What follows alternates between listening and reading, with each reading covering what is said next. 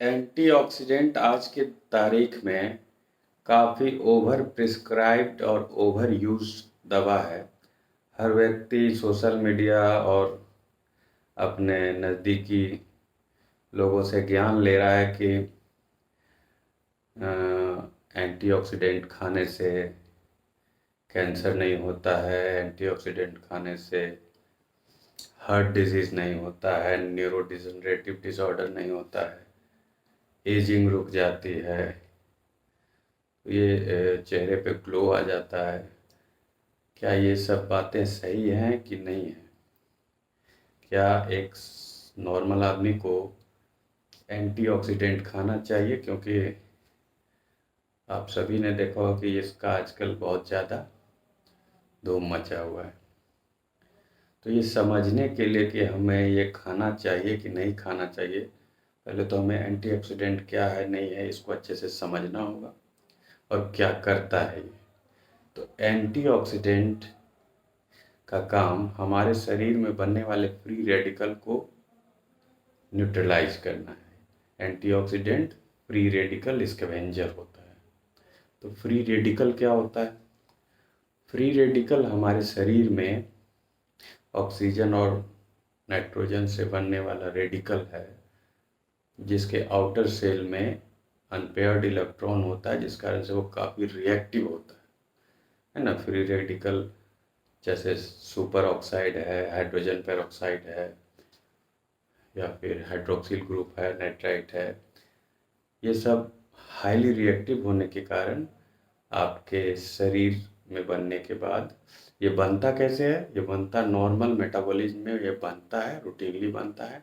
इसके अलावा जैसे इन्फेक्शन हो, इन्फ्लामेशन हो तो डब्ल्यूबीसी के थ्रू ज़्यादा बनता है, या फिर इस्चीमिया हो, ब्लड का सप्लाई कहीं कम हो, शॉक हो, सेप्सिस हो, स्ट्रोक हो, एमआई हो, इन सब कंडीशन में फ्री रेडिकल ज़्यादा बनता है। कुछ ड्रग होते हैं, कुछ केमिकल होते हैं जिनके चलते ज़्यादा बनता है, रेडिएशन के चलते ज़्यादा बनता है।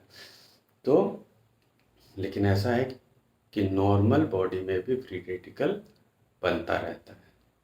और फ्री रेडिकल से हानि क्या है फिर? क्यों इसका इतना हल्ला मचा हुआ है?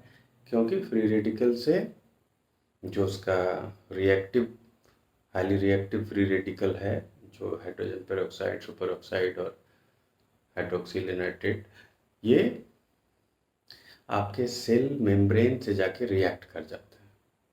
तो सेल मेम्ब्रेन को डैमेज करते हैं, लिपिड पर ऑक्सीडेशन हो जाता है। ये आपके माइटोकॉन्ड्रिया को डैमेज कर सकता है, करता है।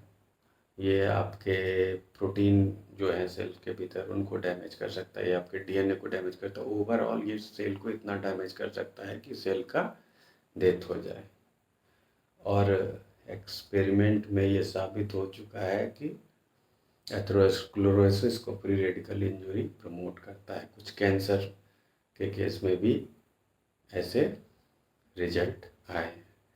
तो यहीं से एक थ्योरी जनरेट हो जाती है कि चूँकि फ्री रेडिकल के चलते ये सब हो रहा है, तो इसको रोकने वाला जो होता है वो होता है एंटीऑक्सीडेंट। उसको अगर हम ज़्यादा देंगे तो ये सारी बीमारियां रुक जाएगी। तो थियोरेटिकली तो ये बात ठीक लगती है, पर हमको जानना चाहिए कि हमारे शरीर में फ्री रेडिकल को रोकने के लिए काफ़ी इफ़ेक्टिव सिस्टम है, काफ़ी ज़्यादा एंटीऑक्सीडेंट है, जो रूटीनली नॉर्मल आदमी की मैं बात कर रहा हूँ, उसमें बनने वाले सारे फ्री रेडिकल को वो न्यूट्रलाइज कर लेते हैं।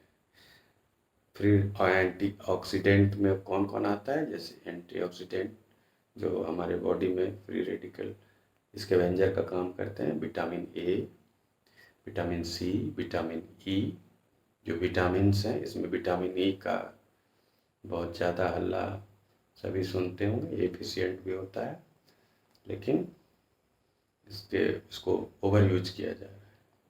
इसके अलावा विटामिन्स के अलावा और क्या रहता है? कुछ एंजाइम्स हैं, जैसे ग्लूटाथियोन, इसका भी काफ़ी हल्ला रहता है। कैटालेज है, सुपर ऑक्साइड डिस्म्यूटेज है। तो ये सारे जो एंजाइम है इनमें कुछ एलिमेंट यूज होते हैं ट्रेस एलिमेंट के रूप में, जिसे हमको चाहिए खाने में, जो जैसे सेलेनियम है, कॉपर है, जिंक है, मैग्नीज है, ये सब यूज होता है। तो ये सारी चीज़ें हम लोगों को खाना से मिल जाती हैं और ये बहुत अच्छे से आपके फ्री रेडिकल को न्यूट्रलाइज कर देता है। इसलिए आपको अलग से फिर एंटीऑक्सीडेंट लेने की बहुत आवश्यकता नहीं है। पर अगर आप ये नहीं मानना चाहते हैं, साइंस तो कोई रिलीजन है नहीं कि 2000 साल पहले किसी ने बोल दिया तो अब वही चलेगा। साइंस में तो रोज़ सबूत आते हैं और सबूत के आधार पे हमको मानना होता है। जो सबसे सही है, जो सबसे प्रमाणिक है, उसको माने। तो जब ये थ्योरी आई कि भाई एंटीऑक्सीडेंट देने से कैंसर, हार्ट डिजीज, एजिंग, ये सारे पर पॉजिटिव इफेक्ट पड़ना चाहिए, तो ट्रायल हुआ। तो हज़ारों लोगों पर ये ट्रायल किया गया और उस ट्रायल में निकल कर ये आया कि इसका बेनिफिशियल इफेक्ट नहीं है। यानी कि जिन लोगों को ये दिया गया और जिन लोगों को नहीं दिया गया, उन दोनों में कैंसर, हार्ट डिजीज होने की दर में कोई अंतर, एजिंग में कोई अंतर, और जो न्यूरो डिजनरेटिव डिजॉर्डर्स हैं, इसमें कोई अंतर नहीं आया। तो ये बहुत बड़ा प्रमाण है ये समझ लेने का कि अलग से एंटीऑक्सीडेंट खाने की कोई ज़रूरत नहीं है। ये आपको एक्स्ट्रा प्रोटेक्शन नहीं देगा। अब किसी को मान लीजिए चिंता है कि मेरे चेहरे में ग्लो नहीं आ रहा है, निश्चित तौर पे मेरा एंटीऑक्सीडेंट कम है, तो उसका भी उपाय है। और एक और बात मैं बता दूं कि कुछ ऐसे रिसर्च हैं जिसमें ये आया है कि ये लाभ होता है, यानी कि ये कैंसर रोकता है या हार्ट डिजीज रोकता है। तो वो जो है वो बहुत कम है। और जो मैं आपको कंक्लूजन बता रहा हूँ वो मेटा एनालिसिस का कंक्लूजन है। मेटा एनालिसिस क्या होता है? मेटा एनालिसिस होता है कि हज़ारों जगह पर जो रिसर्च हो रहे हैं, इंडिया, अमेरिका, चाइना, हर जगह जो रिसर्च हो रहा है, उन सारे रिसर्च का जो कंक्लूजन है उसको पढ़ के और उसके बाद उसका कंक्लूजन निकाला जाता है। This is called Meta analysis. और कोई एक ट्रायल है जिसमें ये आ गया कि नहीं बेनिफिशियल है, तो मेटा एनालिसिस का जो कंक्लूजन है आपको वो मानना होगा, दैट इज सुप्रीम कोर्ट। तो इसलिए आपको डिस्ट्रिक्ट कोर्ट की बात के ऊपर सुप्रीम कोर्ट को, तो उसका डिसीजन क्या है आज की तारीख में कि फायदा अलग से सप्लीमेंट के रूप में लेने से बहुत ज़्यादा नहीं है। अब मैं बोल रहा था कि किसी को शंका कि नहीं मेरे को कम है, मुझे खाना ही है, तो इसका भी बहुत आसान उपाय है। जितने भी मैंने एंटीऑक्सीडेंट बताए, vitamin A, C, E, catalase, glutathione, super oxide dismutase, या फिर जो एलिमेंट्स मैंने बताए सेलेनियम, कॉपर, जिंक, मैग्नीज, सबका आप पैथोलॉजी में जाकर टेस्ट करा सकते हैं और देख सकते हैं कि आपके भीतर उसका लेवल क्या है। अगर उसका लेवल जो रिकमेंडेड लेवल है वो है, यानी इसके बाद तो कोई ज़रूरत आपको है नहीं अलग से लेने की।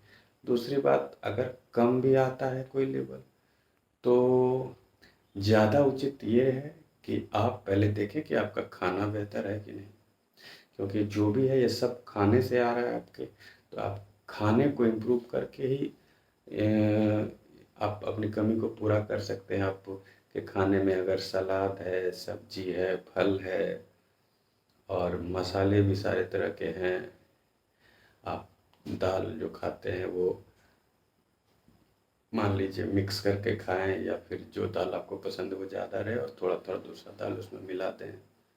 तो सारे न्यूट्रिएंट अगर आपके शरीर में एक बैलेंस डाइट के थ्रू जा रहे हैं, अच्छा लाइफ स्टाइल है, एक्सरसाइज कर रहे हैं, तो वो वहाँ से ही मेंटेन हो जाएगा। बेसिक बात जो हमें ये समझनी है कि ये बात जो सबके मनों में बैठ रही है कि आपके भीतर फ्री रेडिकल से लड़ने की क्षमता नहीं है, ये बात उचित नहीं है।